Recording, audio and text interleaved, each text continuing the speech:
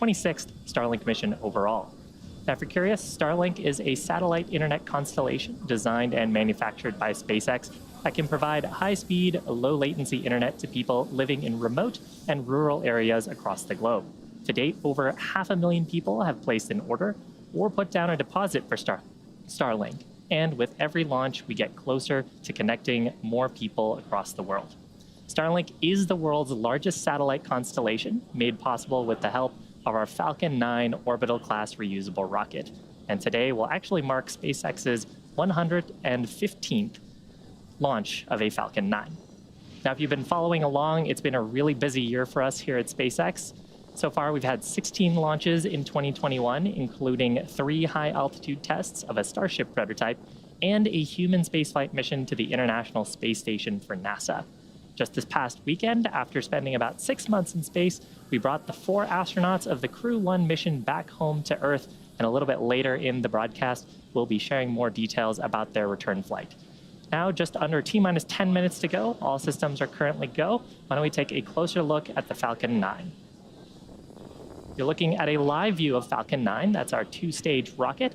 It's over 70 meters tall. That's greater than the wingspan of a 747 aircraft. And for all of you Star Wars fans out there, happy Star Wars Day. If you weren't aware, Falcon 9 was actually named after the Millennium Falcon. Now, Falcon 9 is twice the height of a Millennium Falcon, but that number 9 indicates the number of Merlin 1D engines on the first stage, which is that bottom 2/3 section of the vehicle. With the help of 9 Merlin engines, its objective is to accelerate the vehicle through the Earth's atmosphere to space, and then it will separate from the rest of the vehicle about 2.5 minutes into flight. From there, it'll make its way back to Earth and target a landing on a recovery vessel named Of Course I Still Love You, which is stationed off the coast of Florida in the Atlantic Ocean. Now, you can tell from the soot on this first stage that it's been to space before. Today will be the 9th flight for this booster, and if we're successful landing Falcon 9, it'll mark the 82nd recovery of an orbital-class rocket. On top of the first stage is our black carbon fiber inner stage. On top of that is Falcon 9's second stage. It has a single Merlin vacuum or MVAC engine that will ignite shortly after the first stage separates. Now, it's the second stage that will carry our stack of Starlink satellites to orbit, and then we'll deploy those satellites just after the T+1 hour mark. Our satellites are safely enclosed inside the 17-foot diameter payload fairing, which is this nose cone structure at the top of the rocket. Its job is to protect the payload from aerothermal loads, heating, and contamination during the ascent phase. Now, once we reach the vacuum of space, we'll jettison the fairing as the second stage continues on to orbit. Today will be the 3rd flight for one of the fairing halves, and the other one is brand new, and we will be attempting to recover each with a contracted recovery vessel named Sheila Bordelon. Quick update on the weather. As you can see, it's a beautiful day at the Cape. Ascent weather is looking fantastic at the pad. Recovery weather is also looking quite good. So with that, vehicle, satellites, weather, range, all looking good for an on-time liftoff just a few minutes from now.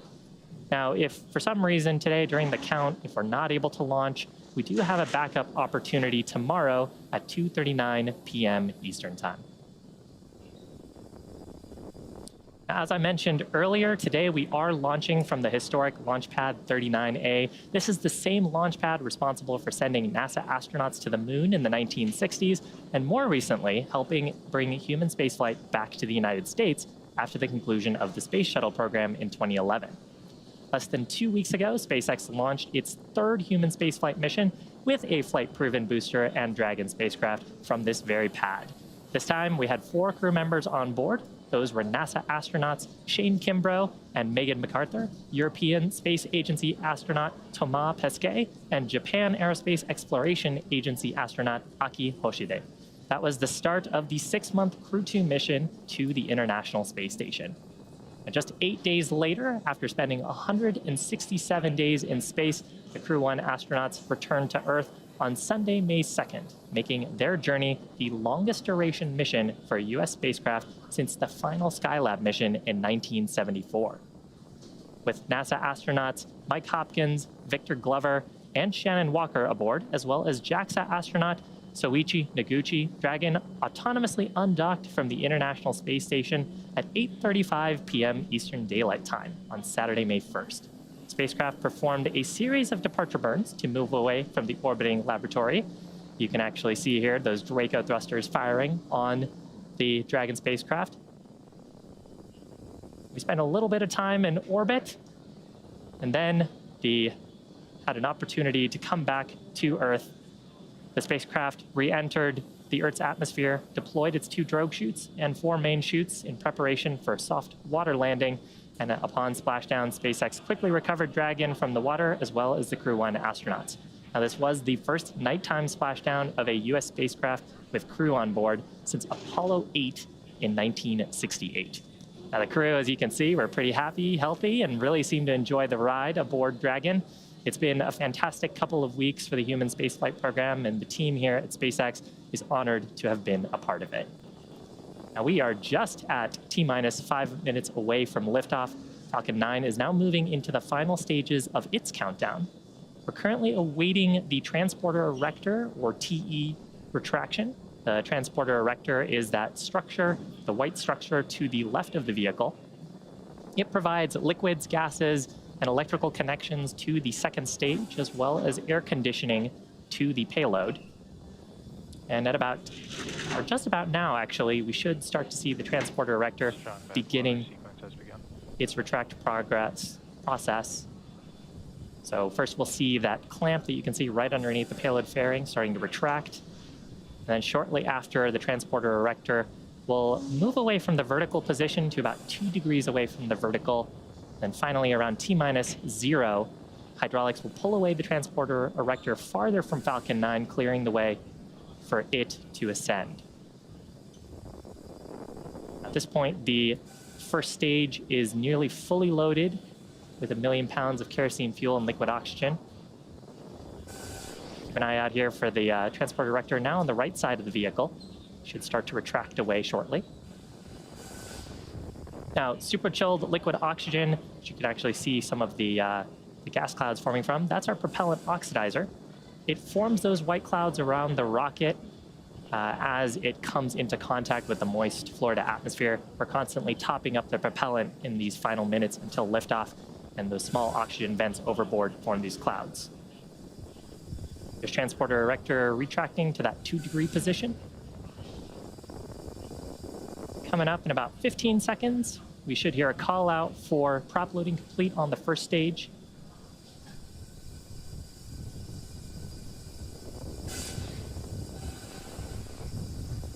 Strong back lower is closed out.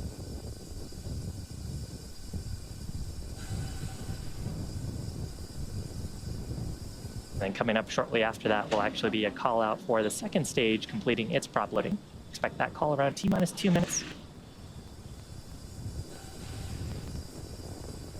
You can see a little bit of the wind there. Still gentle enough for ascent today. Now, after T-minus 2 minutes, the next activity will be at T-minus 60 seconds. That's when Falcon 9 will transition into startup.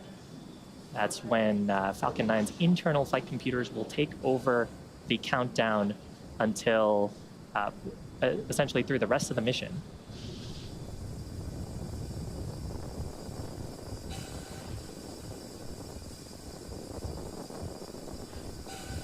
But again, next activity here is prop load closeout on the second stage.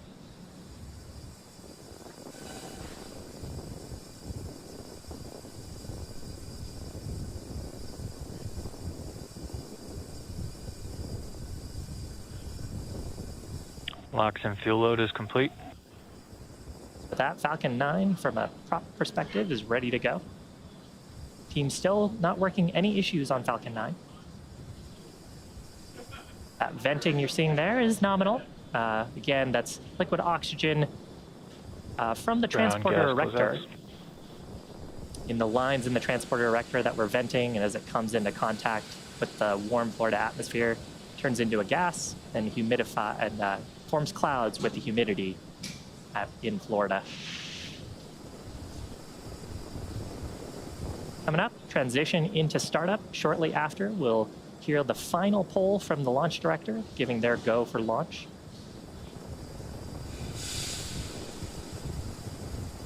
Flight computers in startup.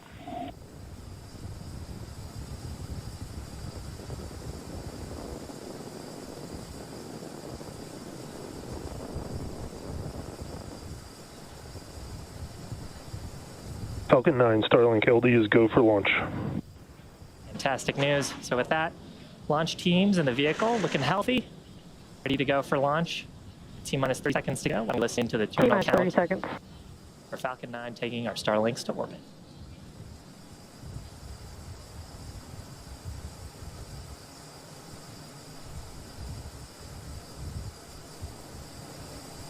T-minus 15 seconds.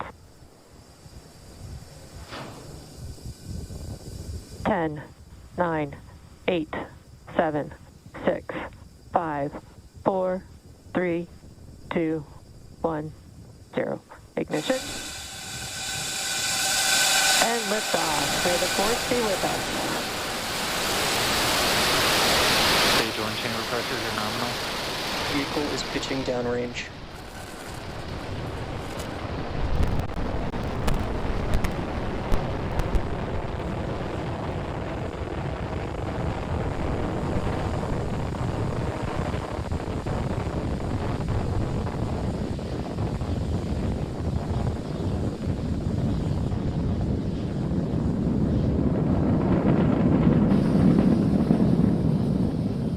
T plus 40 seconds into flight, Falcon 9 has successfully lifted off from our pad 39A at the Kennedy Space Center, carrying a Nominal stack of power and telemetry. Starlink satellites into orbit.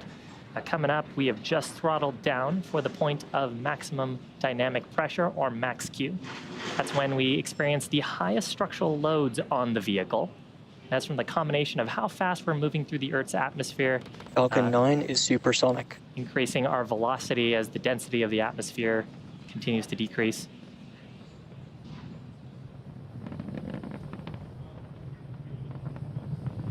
Max Q. With that, we are through the highest structural loads on the vehicle. Upcoming in about a minute, we'll have 3 events happening back to back.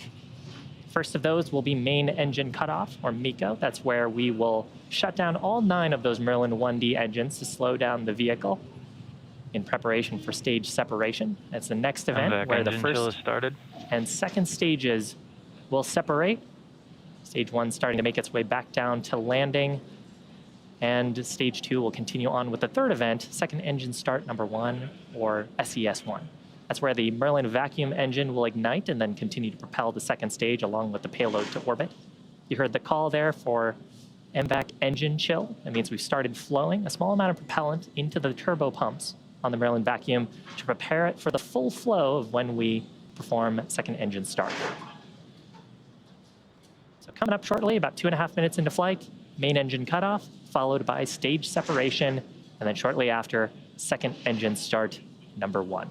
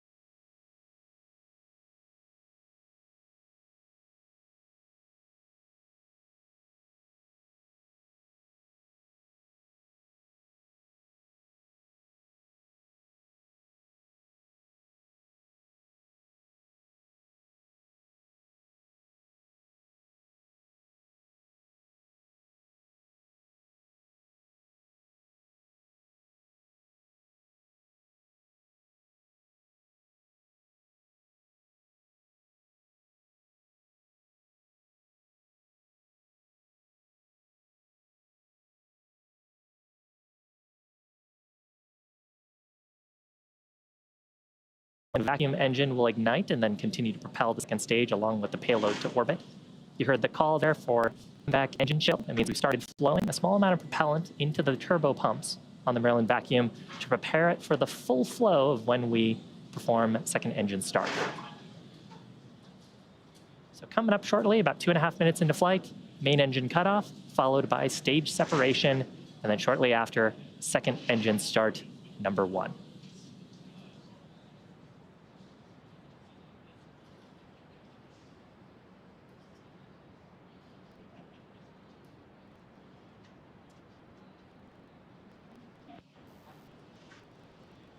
Stage separation.